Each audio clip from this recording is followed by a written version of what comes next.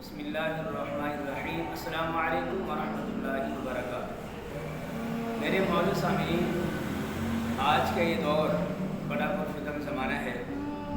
اس میں جس شخص کو بھی دیکھیں، ہر بندہ آج کے دور میں پریشان نظر آتا ہے۔ تو ہمارے کافی احباب پریشانی کی وجہ سے معاذ اللہ ایسے الفاظ بول بیٹھتے ہیں مسلمان ہونے کے باوجود کہ جو مسلمان بندے کے لائق نہیں ہوتے۔ دیکھیں، ہم مسلمان ہیں۔ آج آپ حضرات کو میں یہ جو ہم پریشان ہوتے ہیں، پریشان ہونے کے بارے میں ہمیں کیا کرنا چاہیے اور قرآن و حدیث جو ہے وہ ہمیں کیا احکامات جو ہے وہ دیتے ہیں۔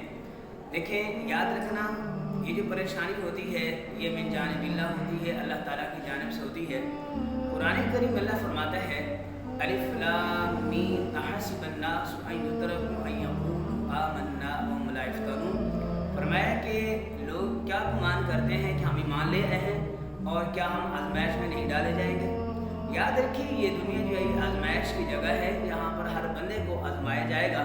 قرآن کریم کی اگر آپ تلاوت فرمائیں اور قرآن کریم کا مطالعہ فرمائیں تو قرآن کریم میں یہ بات اظہر من الشمس ہے، واضح بیان کی گئی ہے کہ الذی خلق الموت والحیات لیبلوکم ایکم احسن عملا۔ اللہ کریم نے یہ موت اور حیات کو اس لیے پیدا فرمایا تاکہ وہ دیکھے تم میں سے اچھے عمل کون کرتا ہے۔ اس حوالے سے آج کے اس دور میں ہر بندہ جو ہے وہ پریشان ہے، لیکن وہ یہ نہیں دیکھتا مجھے پریشانیاں کیوں آئی ہیں، ان کے اسباب کیا ہیں، ان کے محرکات کیا ہیں، وہ کون سے اسباب ہیں، وہ کون سے وجوہات ہیں کہ جن وجوہات کی بنیاد پہ مجھے پریشانیاں لاحق ہوئی ہیں۔ دیکھیں، قرآن کریم اللہ فرماتے ہیں وما اصابکم من مصیبت فبما کسبت ایدیکم ویعفو عن کثیر۔ فرمایا جو بھی تمہیں مصیبت آتی ہے وہ تمہارے اپنے کرتوتوں کی وجہ سے ہوتی ہے۔ لہٰذا ہمیں اگر کوئی پریشانی آتی ہے تو پریشانی میں ہمیں یہ دیکھنا چاہیے کہیں ایسا تو نہیں ہے کہ ہم اللہ رسول کی نافرمانی کی وجہ سے ہم پر یہ پریشانی آئی ہیں۔ یقیناً ہمیں سے اکثر احباب کی جو پریشانیاں ہوتی ہیں وہ اللہ رسول کی نافرمانی کی وجہ سے ہوتی ہیں۔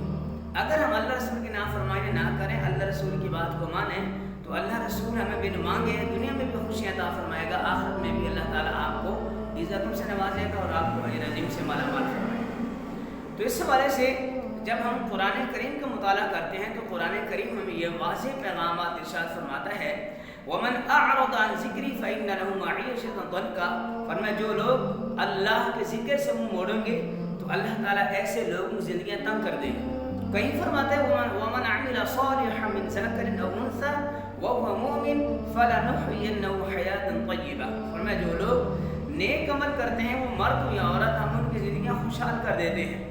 جب میں یہ کہتا ہوں یا اللہ میرا حال دیکھ، تو اوپر سے آواز آتی ہے انسان اپنے نام اعمال دیکھ۔ اگر آپ کبھی پریشان ہوں تو پریشانی کا عالم میں بجائے اس کے کہ آپ کسی جاہل پیر کے پاس جائیں، بجائے اس کے کہ آپ لوگوں کو دکھڑے سنیں، یہ ایک سجدہ جسے تو گراں سمجھتا ہے 1000 سجدوں سے دیتا ہے آدمی کو نہیں جاتا۔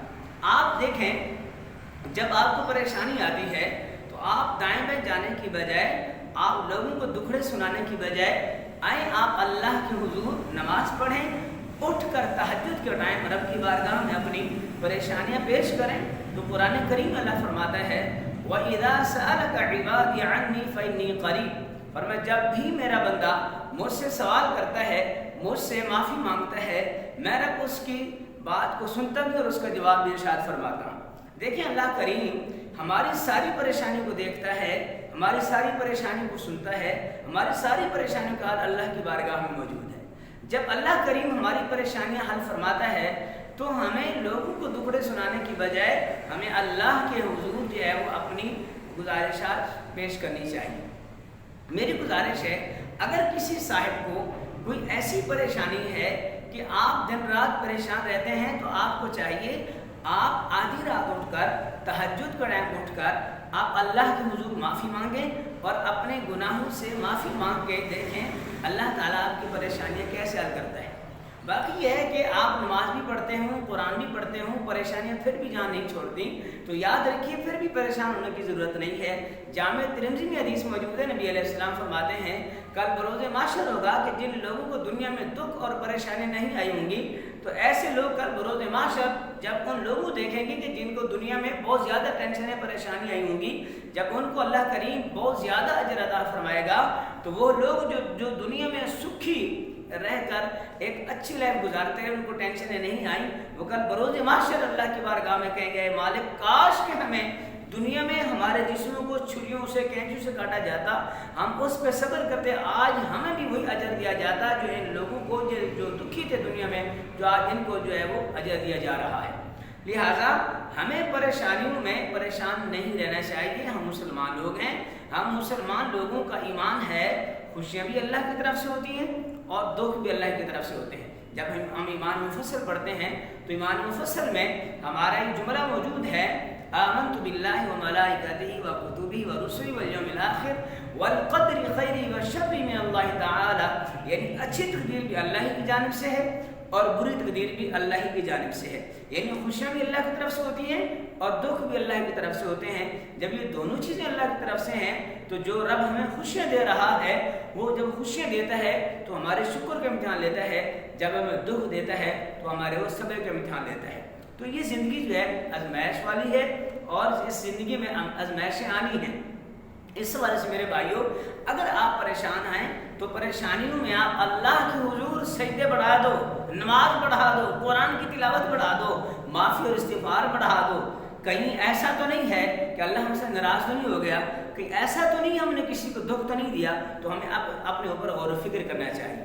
تو اس حوالے سے آج کا یہ پیغام آپ حضرات کو اس لیے عرض کر رہا ہوں، آج جس بھائی کو بھی دیکھیں پریشان نظر آتا ہے اور وہ لوگوں کو ٹکڑے سناتے ہوئے وہ اپنے پریشانی کا مظاہرہ کرتا ہے، ہمیں لوگوں کو سنانے سے ہماری پریشانیوں کا حل نہیں ہے، ہماری پریشانیاں جو ہیں وہ اللہ کے حضور ہی ختم ہو سکتی ہیں۔ بخاری میں روایت ہے، نبی کریم صلی اللہ علیہ وسلم کا ارشاد گرامی ہے، من یرید اللہ بہ خیرا یصب منہ، فرمایا کہ جس شخص کو اللہ تبارک و تعالیٰ جس شخص سے بھلائی کا ارادہ فرماتا ہے تو اللہ کریم ایسے شخص کو مصیبتوں میں مبتلا فرما دیتا ہے۔ تو یاد رکھیے، کوئی بھی ہماری پریشانی، ہمارا دکھ، ہمیں ٹینشنیں جو دنیا میں آتی ہیں، اللہ کریم ہمیں ہر ٹینشن کے بدلے میں ہمیں نیکی عطا فرماتا ہے اور ہمارے گناہوں کو معاف فرماتا ہے۔ لہٰذا ہمیں اللہ کریم کے ہر فیصلے پر راضی رہنا چاہیے۔ مسلمان ہوتا ہی وہ ہے جو خوشی میں بھی اللہ کریم کی ذات پہ خوش رہے اور دکھ میں بھی اللہ تبارک و تعالیٰ کے ہر فیصلے پہ خوش رہے۔ دیکھیں، جب ہمارے ہاں کسی کی ڈیتھ ہوتی ہے، ماں جیسا رشتہ، بیٹے جیسا رشتہ، باپ جیسا رشتہ جب دنیا سے جاتا ہے تو ہم کیا لفظ بولتے ہیں؟ انا للہ و انا الیہ راجعون، کہ ہم اللہ کے لیے ہیں، ہم اللہ کی طرف لوٹنے والے ہیں۔ جب ماں جیسی نعمت کو، ایک ماں جیسے رشتے کو ہم قربان کر کے اللہ کی رضا پہ راضی رہتے ہیں تو ہمیں اللہ تبارک و تعالیٰ کے ہر فیصلے پہ راضی رہنا چاہیے۔ ایک چھوٹا سا واقعہ آپ جو ہے وہ سبق کے لیے، عبرت کے لیے سماعت فرمائیے۔ حضرت شیخ سعدی علیہ الرحمہ، آپ کے بارے میں آتا ہے کہ آپ دمشق کی مسجد میں نماز پڑھی، نماز پڑھنے کے بعد آپ جب نماز سے فری ہوئے تو اس وقت آپ گئے تو دیکھا جوتا آپ کا موجود نہیں تھا۔ آپ کے ذہن میں یہ بات آئی کہ مالک ایک ہی جوتا تھا، وہ بھی چوری ہو گیا، ابھی لفظ زبان پہ نہیں لائے تھے۔ آپ کی جو نگاہیں ہیں ایک ایسے شخص پر پڑی ہیں کہ جس کے پاؤں ہی نہ تھے۔ کہا مالک تیرا شکر ہے کہ تو نے مجھے پاؤں تو دیے ہیں کہ میں چلنے کی صلاحیت اور طاقت تو رکھتا ہوں۔ تو اس حوالے سے جب بھی آپ کو پریشانی آئے تو آپ اپنے سے اوپر والے کو دیکھیں، یار مجھ سے تو وہ زیادہ دکھی ہے، تو آپ کے اپنی پریشانیاں جو ہیں وہ مان پڑ جائیں گی۔ جس طرح آج ہمیں سمجھنے کے لیے غزہ کے مسلمانوں کو دیکھ لیں، آج کل ویسے بھی سیلاب کے جو ہے وہ دن چل رہے ہیں، کافی مسلمان سیلاب کی زد میں ہیں، کتنے لوگ ایسے ہیں جو بیچارے سیلاب کی وجہ سے پریشان ہیں۔ اس وجہ سے ہمیں ہر حال میں اللہ کا شکر ادا کرنا چاہیے، اللہ کی ہر رضا پہ راضی رہنا چاہیے۔ خوشیاں دے تو شکر ادا کر کے اللہ کو خوش کرو، اگر وہ ٹینشنیں دے تو صبر کر کے اللہ کو خوش کرو۔ اللہ تعالیٰ ہم سب کو عمل کی توفیق نصیب فرمائے، دنیا اور آخرت کی عزتوں سے مالا مال فرمائے۔ جتنے مسلمان پریشان حال ہیں اللہ سب کی پریشانی دور فرمائے۔ وما علینا الا البلاغ۔